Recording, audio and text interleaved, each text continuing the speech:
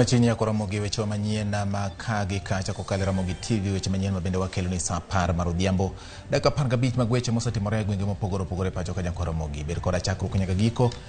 Nyinga en George Bati. Migepe Margarita, migepe mag teko kod mano marudi oyanga ka migepe matijegi beyo mokalo kokale lipot moyangi kaka migepe mapacho kasebedo katiyo. Nyasi manotele kod jatend piny Kenya William Ruto karomo ma KICC osingo mar bero chumi mapacho kaka bende opuoyo jotije mag piny owacho matiyo makare chwalo tijegi. A motivated human service resource remains core to performance management and service delivery.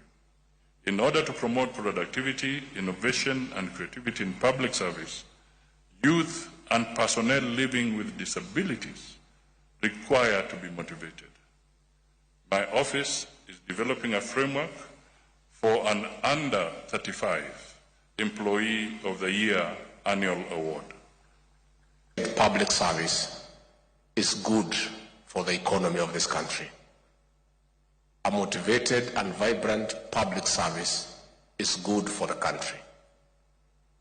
President Mwai Kibaki, the celebrated president of this republic, succeeded in turning around the economy of this country by empowering the public service and allowing them to work. From this month of April, all our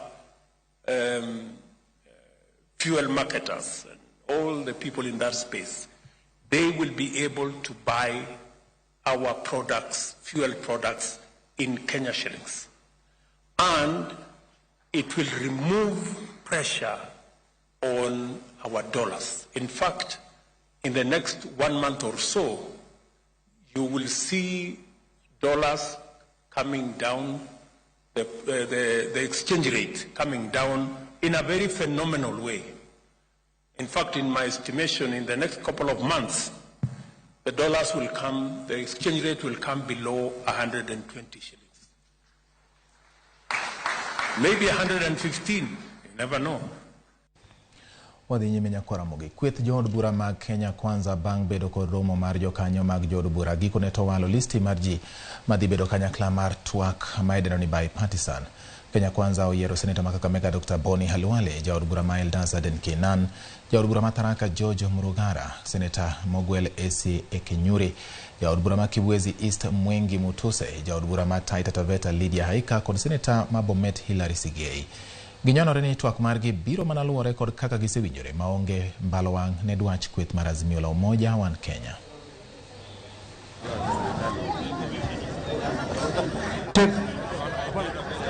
The parliamentary group meeting agreed with the president on a parliamentary bipartisan approach in resolving such matters. Consequently, the PG nominates the following members to lead our team in this process. 1, the Honorable Boni Halwale, Senator Kakamega. 2, the Honorable George Murugara, the Member of Parliament, Tharaka. 3, Honorable Senator S.C. Okenyuri, nominated Senator. 4, the Honorable Mwengi Mutuse, Member of Parliament, Kibwezi West. 5, the Honorable Lydia Haika, Women Representative, Taita Taveta. 6, the Honorable Senator Hilary Sigei, Senator Bomet County. And 7, the Honorable Adan Kenan, MP Eldas. The parliamentary group reaffirms our commitment to the rule of law and constitutionalism and appreciates the role of the opposition to oversight and criticize government. However, as a PG, we affirm our support to the efforts by the government on policies that are geared towards stabilizing our economy. Jaod bura ma Ugunja Opiyo Wandayi koro wuok tung' mosuo kod paro mar piny owacho mar riembo moko kuom jotich mag piny owacho kaka okang' mar duoko piny pek ma okel kod nok mar omenda ma koro kwako piny owacho gie sani. Wandayi bende wacho ni tend Kenya Kwanza tiyo kod omenda marach kendo koro onego jatend piny William Ruto wuog oko mondo nyis jopiny gimomiyo ochumi medo mana kethore e bwo telo mar Kenya Kwanza. Nobody is against a continuous process of rationalization of the establishments, the workforce. What we are against is this arbitrary retrenchment that these guys want to embark on. Okay? It's arbitrary because it's not well thought out. Okay? It is haphazard. It's haphazard. You know, there are very many ways of skinning a cat. We all know that there is the process of national attrition, which is a very, very safe way of rationalizing the workforce. Okay? There are all those options, which are very friendly and very harmless to individual workers. So we are out here to help them do their work. What we are saying is that we are against this drastic measure they want to embark on of entrenching helpless workers. We have had a fairly strong economy since independence. What is it that has happened this time round? That a few months after this new regime has taken over power, things are just going south. So those are the questions we are asking. And we are not going to relent until we get answers on behalf of Kenyans. Riwruok mar lakteche pachoka KMPDU koro chiwo ndalo 7 ne tend counties mondo omi ochul lakteche kao kamano to gibiro dhi ng'anyo. Lakteche go wacho ni higni 10 nyaka ne chenro mag thieth tere counties onge chenro makare mosechuogi mar neno ni chenro go otimore yo makare. Care providers are not prioritized, and that's why, as we speak, we have those who work in the independent commissions, the police and the teachers, having not experienced the salary delays that the people in the counties are experiencing. It's a time that the government has to reframe the essential nature of healthcare workers and the essential nature of health service provision. But in the next 7 days, if they fail to comply, we are not going to give a strike notice, but each and every county, the healthcare workers will walk out awaiting for the government to react to these issues and pay the salaries as total reductions. Jochiw thieth e kaunti ma Kisumu koro dwaro ni mondo duok migawo mar thieth e piny owacho mamalo ka bende ginyonore ni nyaka chulgi osara mar dweche 2 ma gisebedo ka gibandho. Giwacho bende ni kaka jotich mag piny owacho en ting' mar piny owacho mamalo kod mag counties neno ni giyudo sachgi maonge leo kata ng'ikruok moro amora, ka bende gilero ni ok gibidok chien e kedo ne ratiro margi kaka jotich mag piny owacho. Wadwa wacho ne sirkal maduong' mar Kenya ni ok onego bedi ni joma tiyo ne sirkal, obede county, obede national government, tiyo kasto ok chulgi msara. Wan kaka jotich piny owacho mag kuonde mag thieth waonge kuonde mwadhiye mwatime side hustles nikech wane tich e seche mang'eny e ngimawa molo jotich mora mora. Kata seche mane ji ng'anyo, ji ne nie udi te, ji noka holiday. To jo matiyo hospital, dakteche, nurses and other health workers ne nie tich ma oko interrupt. Kendo ne wakonyo kata jo mohinyore koa e ng'anyogo. Omiyo wan be wadwa ni mondo ng'iwa gi wang' mopogore gi ming'iyogo jotich piny owacho mamoko. Otek wuoye nikech adiera kisetiyo ne ng'ato to nego chuli. County government ma Kisumu mwatiyone to koro chal gi jagowi mabiro bandhi gopa tichake siemo na jagopi.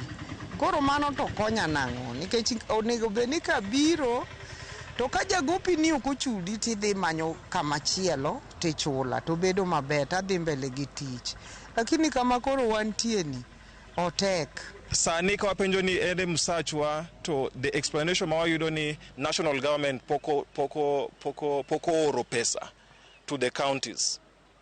And one and only this is a very deliberate ploy mar avoid mamiyo national government avoid solve situations mawango sani.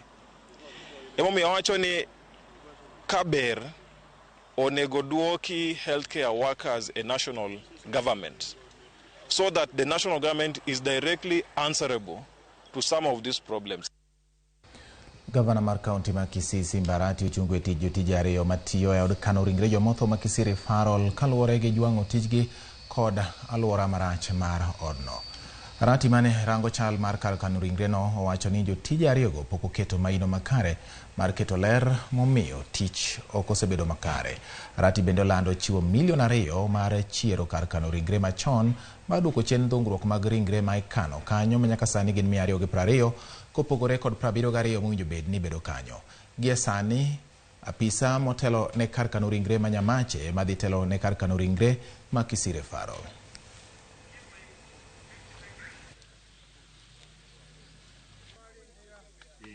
In the last 3-4 days, there was an uproar about the status of our mortuary.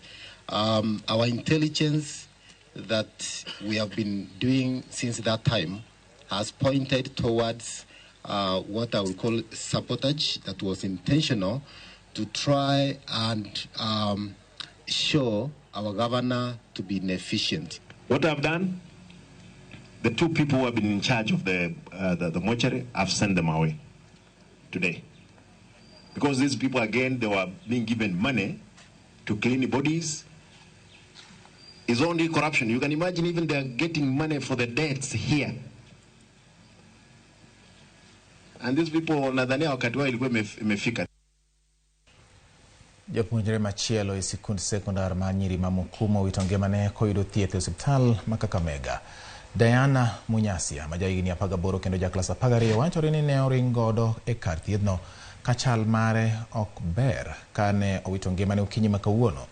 Kaluwore kod jonyuolne, japuonjre no chopo dalagi ka ok winj maber e kinde rusa mane omigi ka gisebedo ka gimanyo ni thieth mondo gires ngimane. Munyasia en japuonjre mar adek ma owito ngimane e skundno e jumbe 2 tok muoch mar tuo moro mokel kod kundi midendo ni bakteria e skul ma Mukumo. Skul Mukumo nolor wuok tich mokalo kuom kinde ma ok oyangi kapod nono gino manokelo midhiero no.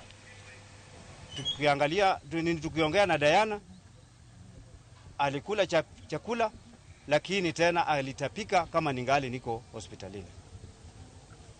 Leo asubuhi mama ananipikia simu. Jana kitu kama jioni kabisa saa 1:30 hivi.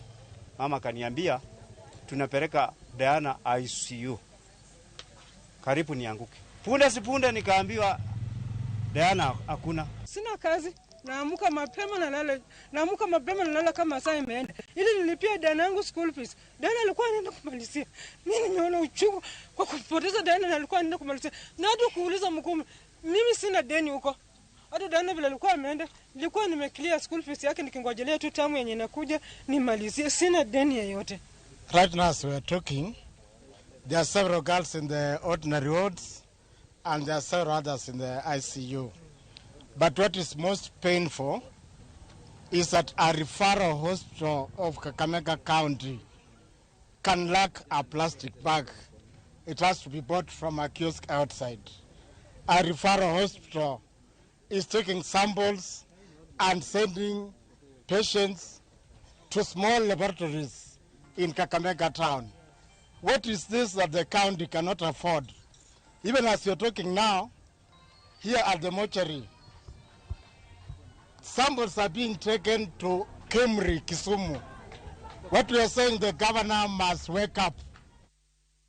Jotije mag Lake Agro ma ochung' ne weche mag pur mag niang' e puodho mar Kathidhia Mayala e kaunti ma Siaya obago ng'anyo mamuol ka gikwedo telo mar kambino kaluwore kod jatelo margi ma ng'ado niang' kendo uso ne kambi mar sukari ma Kabras kapok otegno. Jotijego mane otelgi kod jachung' margi Simon Obiero lero ni gitiyo e alwora ma ok ni kare ka jotelo go ok chiw ratechgi ka jotelo moko bende ndiko jomoko nono e tich. Bende gilero ni degiher mondo mi gedo mar kambi marego niang' time puodho no kaluwore ni giuso tiang' maromo tipa 50 odiechieng' ka odiechieng' ne kambi mar Kabras. Turuaka investors osebiro to nitie ka investor osebiro to nitie ji mabiro to chamo pesa investor no to investor to adonga ka wan gi chandruok nyo wan gi kambi ma nyobiro ka kochakre Lake Basin of the Strabag bobiri Dominion bochopo samwan wango mzungu miluongo no Nev kwa chopo go iwinjruok mar tich to ko tich koro dhi maber ma osepidh niang' mang'eny kaka mbinyo pong kan tie mindi manyon kamiluongo Ramar manyo tingo masin niang' mne Dominion owe kigero. What I can confirm is that you have presented your grievances, of which there are very many in the list. I think we'll go through the grievances and respond accordingly. For now, I think I don't have much to say because most of your grievances probably I might not be able to answer because our general man actually is not around today, and possibly when he comes back, I think we'll get the answers to most of the grievances.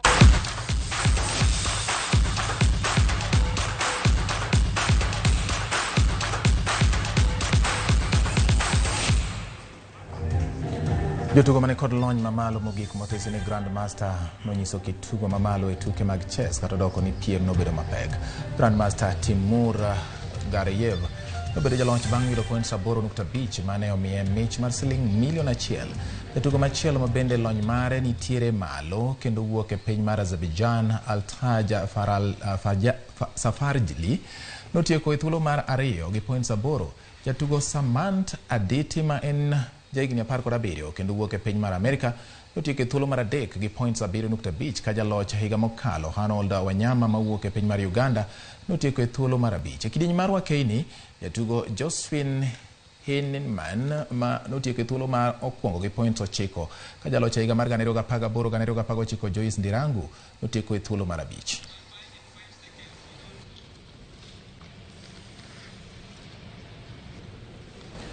Riwruok mokelo kanyakla klepe mag okapu e kaunti ma Kisumu bago tuke okapu motesi ni Kisumu All Stars Basket Festival e alap ma Jaramogi Oginga Odinga Sports Ground. Tukegi makelo kanyakla jotugo masulwe mawuok e klepe mopogore opogore ibago higa ka higa bang' lig mar Kisumu Basketball League rumo.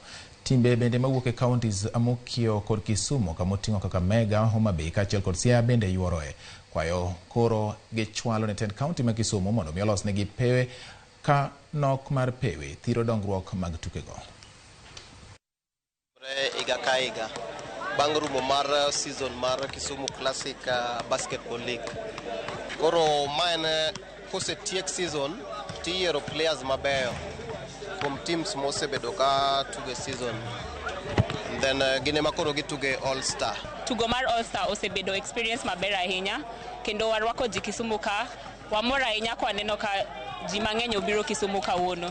To wadwa mana nyiso jonyuol man gi nyithindo mantie high school matugo basketball mondo gitem gikel nyithindgi nikech Kisumu basketball dwaro ahinya nyithindgi go kae. Kaunti ok miwa support ma 100% cha, though wangeni already miwa sports ground ni and support, lakini nite support mamoko manyalo contribute to kete obed kata 95%. Otherwise challenges en mana court, waonge court ma free gi county support kende.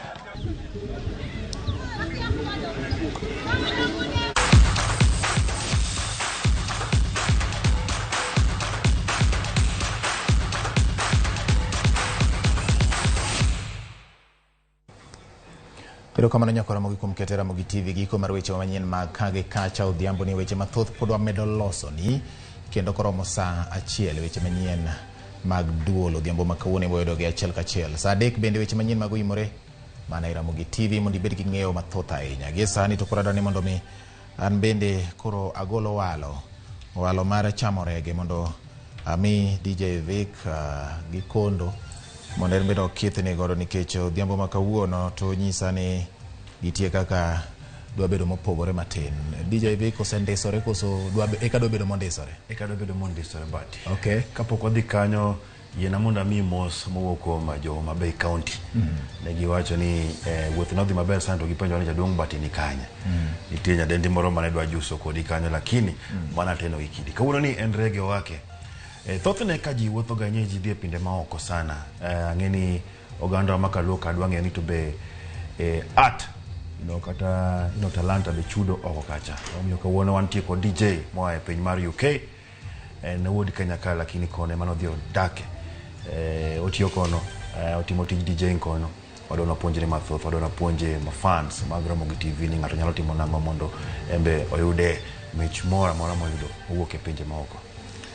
Mor kata mana jo pinje maoko bedo mamor omiyo ka giyudo gima nyalo miyo gimor. Nyako Ramogi DJ Vic. Ani ng'eni kiwacho ni DJ mawuok Europe mokwongo naparo ni owuok Kisumo. Kare owuok London. Owuok London iluongo ni DVJ Duez. London Duez. Yawa. An koro kamiseng'awe gini DJ Vic. Okapar ka anyalo yie mondo koro abed kodi machiegni ka gini ng'awo mabor an we koro adhi achame gi chien kocha. But ing'eyo ni ngoma wake kae igani weche bro timore mathoth sana. Naseng'iso producer Filippo ni igani wabro bedo gi Yondo Sister live kae, wabro bedo gi Allen Kunku live kae, wabro bedo gi Diblo Dibala live kae. Omiyo gikete mana kae mbele kae Diblo Dibala oseyie kendo wabro timo kode interview e ngoma wake. Nyako Ramogi mbele pek chiem chuth nyinge en George Bati Riti Masani.